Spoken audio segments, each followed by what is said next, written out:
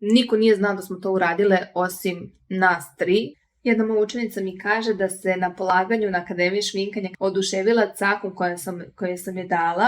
Devojka koja je bila model na polaganju imala je jedno oko onako krupnije, dok je drugo bilo sitnije. U pitanju je samo oko, ne kapak, i kako bismo mi vizualno oči izjednačile, moramo da ih drugačije šminkamo. Oko koje je krupnije moramo vizualno blago suziti, dok oko koje je manje ostavljamo tako kako jeste ili eventualno ga malo ističemo nekom svetlijom olovkom. U ovom slučaju mi smo odabrali da krupnije oko suzimo i to smo uradile brown olovkom da bismo vizualno dobile manji obim samog oka, dok drugu stranu koja je prirodno takva, uža, nismo dirale. Na kraju smo dobile i efekat koji smo želele, a to je da smo vizualno izjednačile levu i desnu stranu i suštinski